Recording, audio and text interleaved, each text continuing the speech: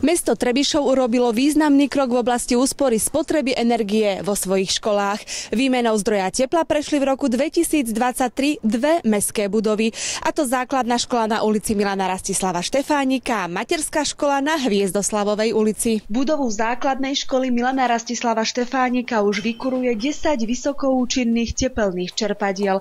Materská škola Hviezdoslavova už od začiatku aktuálneho školského roka využíva na výrobu tepla v triedách, ale takisto i v spoločných priestoroch a na ohrev úžitkovej vody zo stavu dvoch plynových tepelných čerpadiel, fungujúcich systémom obnoviteľných zdrojov vzduchu a vody. Predpokladá sa značná úspora a citeľný tepelný komfort. Celá tá naša technológia alebo tá príprava sa presunula vonku do exteriéru. Tá voda bola pri starých existujúcich atmosférických kotloch priamo distribuovaná do vykurovacieho systému.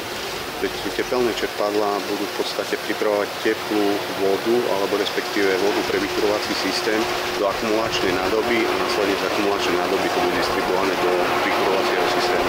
Hlavná úspora bude v tom, že tie plynové tepelné čerpadlá pracujú na vyššej účinnosti a tým pádom je to výhodnejšie pre tú materskú školu. Aký bol dôvod vedenia mesta, aby sa pustilo do takejto zmeny? Hlavné zdroje tepla, ktoré ešte donedávna boli prioritné pre vykurovanie a ohrev vody v našich zariadeniach, to je plyn, elektrická energia v tom klasickom formáte, budú výrazne vyššie, ako tomu bolo v tomto roku alebo v minulom roku, aj vďaka tomu, že už zo strany štátu takáto forma pomoci, ako sme poznali z minulých období, nebude. Úspora by sa mala pohybovať niekde na úrovni 30%, minimálne 30%.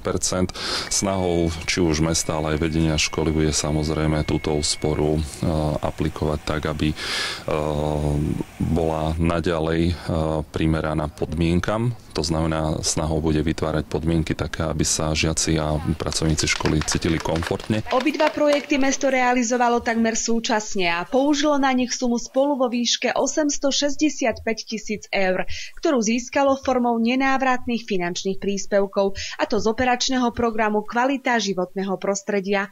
K ním samospráva pridala aj vlastnú spoluúčasť. Aj keď tohtoročná vykurovacia sezóna prebieha na teraz len 2,5 mesiaca, očakávania a výhody nových čerpadiel sú z pohľadu riaditeľiek mestských škôl konkrétne. Hlavným prínosom bude finančná stránka. Druhým hlavným a dôležitým prvkom je to, že sme materská škola zameraná na environmentálnu výchovu a toto je alternatívne vykurovanie a alternatívne ohrev teplej vody. Znížime emisie. Toto je hlavné. Je to ekologické. Ja sa teším, deti sa tešia takisto. Význam tohoto zariadenia pre našu školu je hlavne z dvoch hľadisk, a to je z hľadiska ekologického, keďže prispejeme k ochrane ovzdušia, a ten druhý význam je z hľadiska ekonomického, keďže vieme, že výrazne sa zvýšili ceny palív a zemného plynu, ktorým sme doteraz skúrili, a toto zariadenie by nám malo priniesť úsporu energie. Toto nové progresívne zariadenie má samozrejme aj edukatívny význam pre našich žiakov, pretože už dávno učíme žiakov, že fosílne palivá ubúdajú a doteraz sa s tým veľa nerobilo, takže sme radi, že je to na našej škole, pretože môžeme žiakov vlastne priviesť do areálu školy na exkurziu. To, či magistrát plánuje pokračovať s uplatňovaním alternatívnych foriem kúrenia,